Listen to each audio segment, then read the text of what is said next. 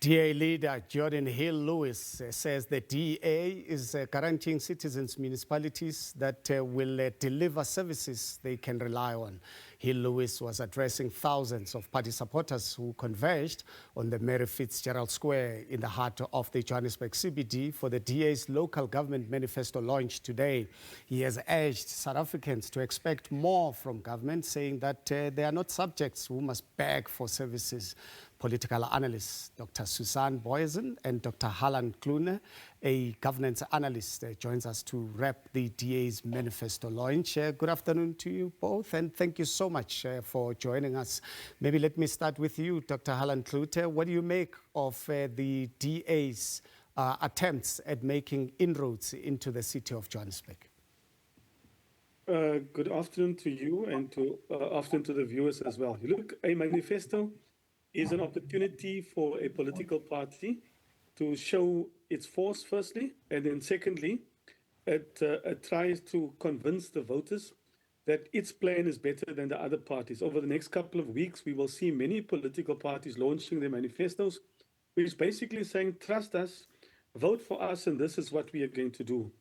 I think what is significant of this one is that the DA has put implementation at the heart of it, as saying that look at our track record, this is what the party is going to do. And so it is trying to convince the voters, firstly, to vote for it, and then secondly, it's a show of force. Also, a show of unity, given the last couple of months, which is a bit stormy, with a fallout with John Steenhuisen and the current party leadership.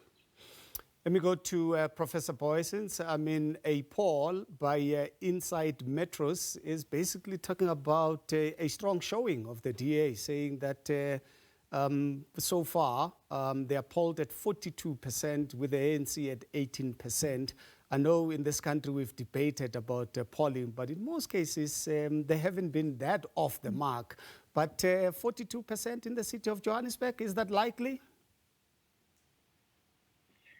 Well, we know these are relatively early days with the campaigns only going to higher gear at this time. But it is a strong showing. It is certainly a stronger showing in Johannesburg for the DA in terms of the Social Research Foundation poll than anything we have seen to date. And especially the ANC then going much further down to a lowest point it's ever been in the city.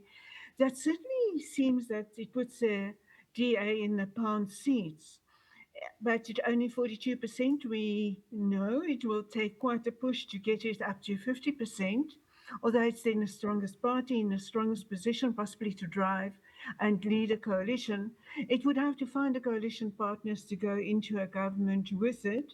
And it's probable that it would be able to do that, but it still has to do a lot of persuasion of these uncertain voters.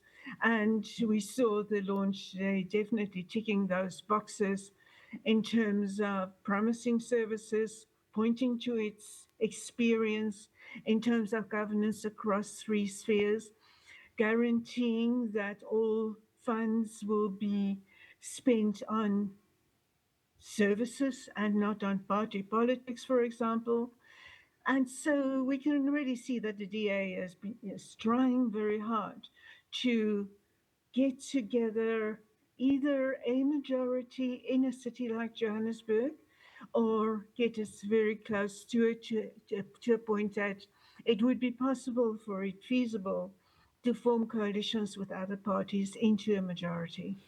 Dr. Harlan Cloete, I want to talk to you as a government or governance expert here, because every other political party, at least those that have launched their manifestos, talk about removing potholes, making sure that streetlights work, fixing the water issue, fixing corruption, hiring the right people. I mean, that's a message that resonates across. But to what extent is the electorate able to differentiate as to who means what they are saying across the board with regards to this particular message? I mean, how am I, as somebody who will be taken to the polls, able to say this one means it, but I'm not sure about this other one? You see, I think the the challenge of local government is an opportunity as well, is that you now deal with ward councillors. And so local government is quite different to the national elections. Now you're working with the ward councillors and the dynamics of whether that person can firstly be trusted. And municipalities have, or parties have made the mistakes in many elections where they sometimes put the wrong candidate. And so the community do not really trust the ward candidate, but they could trust the party. And so it is that party political issues and the personality thing that I think comes out very strong in wards. That's the first one. The second one is that if you look at collectively, the DA is saying, look at our track record. And we know that brand local government is in a lot of trouble. If you look at the energy that parties put into the run-up of an election, that energy almost disappears after the elections of 4 November. And so citizens, if you look at our system of governance, we've got participatory democracy, and that is not happening. And so the track record, I think when citizens should go out, they should look at, did my current ward councillor deliver? Is he close to the people, or is she close to the people? Is there a visible track record? And then make up their mind. But I think the one thing that we have fallen behind almost is that citizens are not actively participating in the affairs of local government as guaranteed by the Constitution. Yeah, Professor Booysen, I mean, it's interesting that Dr. Cloete is talking about looking at the track record, because if you were to look at Helen Zille, most people are saying, look, she did very well in the city of Cape Town, the CBD of Cape Town and the surrounding suburbia. But if you were to go to townships like Khayelitsha, not so much. So doesn't that also have a potential of bringing with it the DA garnering more support in the urban areas and the suburbia of the city of Johannesburg, and perhaps bring with it some skepticism in the townships surrounding the city of Johannesburg? Yes, you touch on a very important point. There certainly have been major lapses in the DA service delivery and governance across all parts of Cape Town equally. And it was very fascinating to see recently this Public Protector's report, which has been quite a few years in a coming now. And it was fascinating how the DA sprung into action and gave all the assurances, and had access to a lot of information on what has actually been happening in the interim in those areas. So subsequent to that report investigation being launched. So he didn't come out altogether with egg on his face. But yes, we know across townships, not just in cities like Cape Town, but across the country.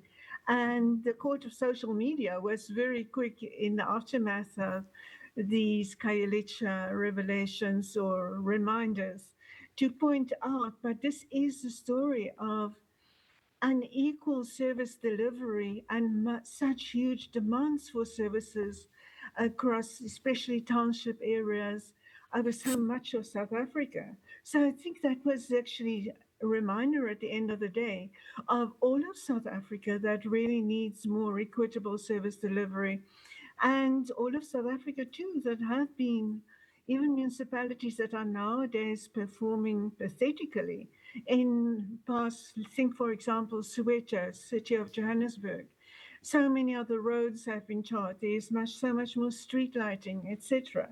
But then water, electricity, refuse removal, etc. Those services are lacking incredibly. And yes, it is into this space, current space, that political parties are launching their campaigns.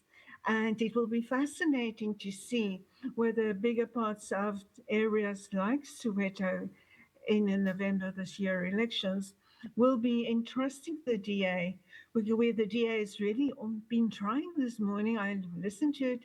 It's like they're de-ideologizing their campaign and just looking at the services and pointing to the DA's experiences, etc., and promising that positive experiences can be the future experiences of all of South Africa. It will be fascinating to see whether voters will put their trust into that kind of undertaking, because I think across Johannesburg, cities, municipalities like Johannesburg with their big deficits in services, there is a huge need just to get services and infrastructure sorted so that citizens can get on with their daily lives.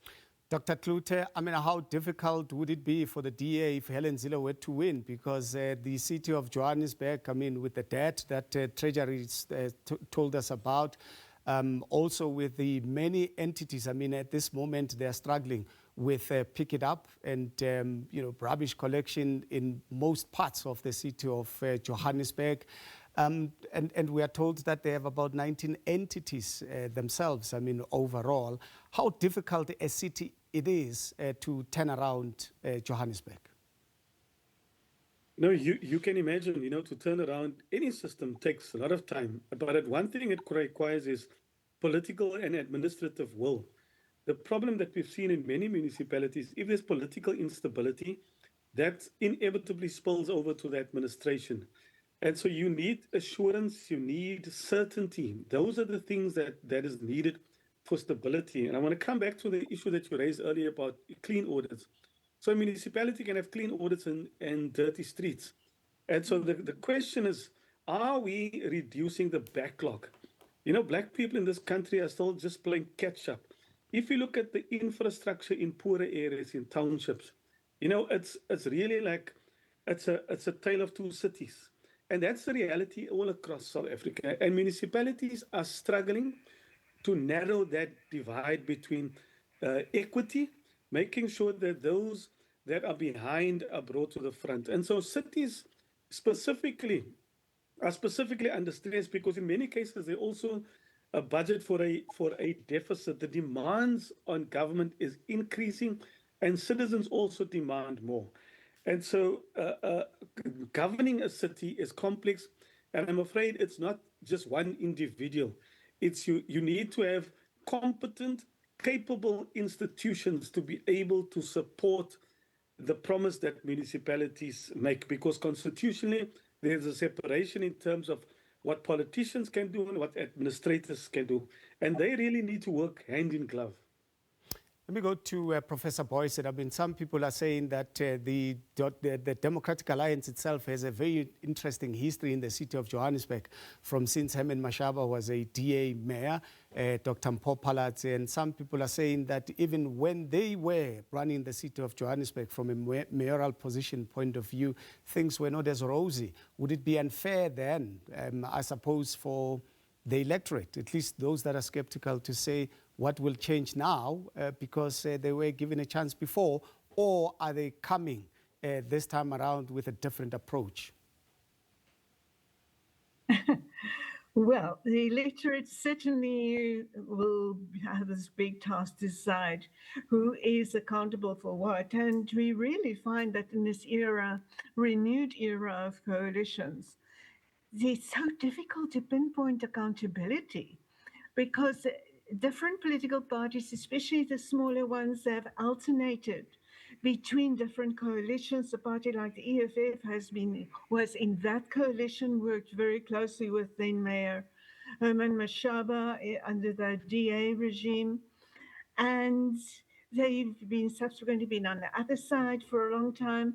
So it's so difficult to pinpoint the exact accountability and which party is really responsible for what. So voters will really have a phenomenal task to sort out and to look at the overall lay of the land and compilation of piles of evidence in whatever direction and decide. And I would really hope that voters would actually ask these candidates and ask the parties in these that are in this race about this exact issue. Why would we believe you better now than a previous time? What would you do differently in this incoming coalition should you win a majority different from what you had done in the past? Because accountability in coalition times is a huge issue, and the voters hopefully with the help of the campaigning political parties, would make progress in sorting out that answer. Yeah, well, so many questions that we are asking ourselves and South Africans are asking ourselves, because we want our municipalities to be on the straight and narrow once again. But thank you so much to both my guests for joining us on Week in Review. We really appreciate it. That is Professor Suzanne Booysen and Dr. Harlan Cloete, who's a governance expert, joining us to wrap up, I suppose, the DA manifesto. And